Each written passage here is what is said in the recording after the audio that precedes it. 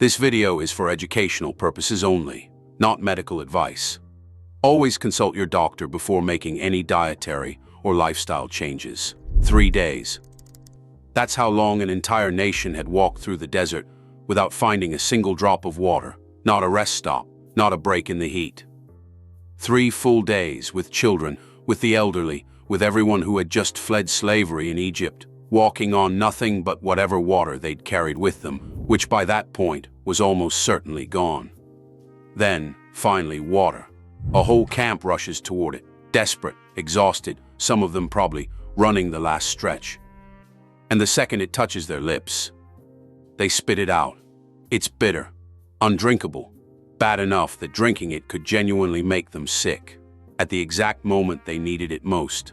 Linda has a water filter pitcher on her kitchen counter right now, the kind you fill from the tap and let sit for 10 minutes before drinking. She's replaced the filter cartridge every few months for years, paying for it without a second thought, tossing the old one in the trash and moving on with her day, never once wondering how people solved this exact problem 3,000 years before anyone invented a filter cartridge at all. I'm not going to tell you yet what actually fixed that bitter water in the desert. But by the end of this video, you'll know exactly what happened, why it worked, and one simple thing worth knowing. Next time you're standing in front of your own kitchen tap, filter pitcher in hand. If you're new here, subscribe to Ancestral Fix. It genuinely helps this channel more than you'd probably guess. And if you do it right now, you can go about the rest of your day knowing you've already helped someone today. Every week we find what the ancient world knew and what your body still needs. Stay with me, because what happens in the next 2 minutes is the part almost nobody actually knows, even people who've heard this story their whole lives. In the book of Exodus, chapter 15, the Israelites, freshly escaped from Egypt, travel 3 days into the wilderness without finding water. They finally arrive at a place called Marah, and there is water. But it's bitter, undrinkable. The text specifically says so. And the name Marah itself literally means bitter in Hebrew, given to the place because of exactly this moment. The people, understandably desperate, begin to complain to Moses. "What are we supposed to drink?" Moses cries out, and the text says God shows him a specific piece of wood. Moses throws it into the water, and the water becomes sweet, drinkable, safe. That's the part everyone remembers. Here's the part almost nobody asks. What was actually in that wood that could do this? Because whatever it wasn't magic dust. It was a real, physical object, doing something to that water that we can actually explain today. Ever wonder what kind of wood could actually do that? That's a question people have been asking for centuries, and it's genuinely worth understanding, separate from the miraculous framing of the story itself. Scholars and naturalists have proposed several candidates over the years based on plants that actually grow in that region of the Sinai and Arabian Peninsula, none of them able to say with absolute certainty which exact species the text describes, since it isn't named directly. Whatever the exact species, the underlying mechanism, using a plant material to bind, filter, or chemically alter whatever made that water dangerous to drink, is not actually foreign to how basic natural water purification has worked across many ancient cultures, long before anyone understood the chemistry involved, or even had a word for chemistry at all. This wasn't a one-time trick unique to the Israelites either. Ancient Egyptian texts, roughly contemporary with this period, describe using crushed almonds and other plant materials to help settle sediment and improve the taste of river water. Ancient Greek and Roman writers separately documented boiling water and straining it through cloth or sand as basic purification methods.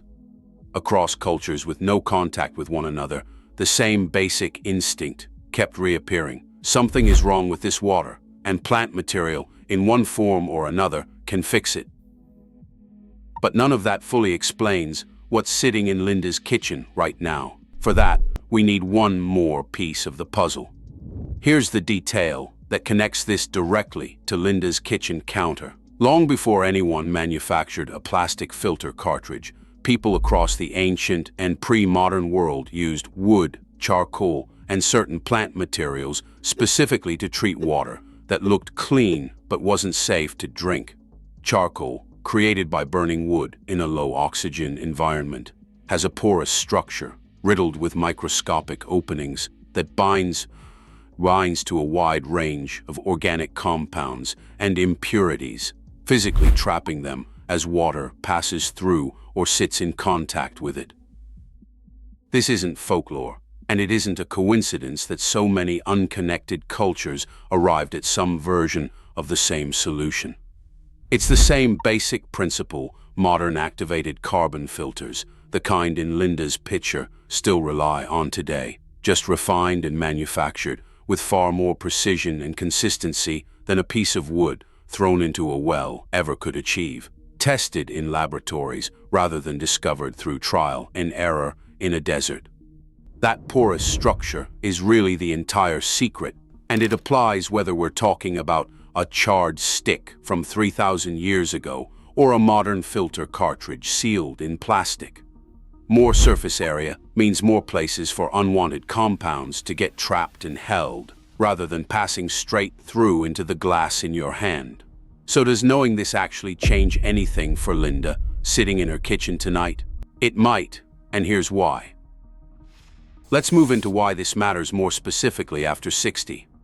Water quality varies considerably, depending on where you live, and while municipal water in most of the developed world is treated to meet safety standards, taste, mineral content, and trace compounds can still vary enough that many people prefer filtered water, particularly as we become more attentive to what we're consuming daily as we age. Understanding that the basic principle behind your filter pitcher, binding and trapping impurities using a porous material, is genuinely ancient technology, not a purely modern invention, is worth knowing simply because it's true and because it connects something you do every single day to a story most people only remember as a miracle without ever considering the mechanism behind it.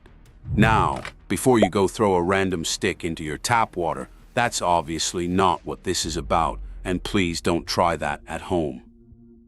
Modern water filtration, whether a simple pitcher filter or a whole house system, is tested, regulated, and considerably more reliable than any ancient method could have been.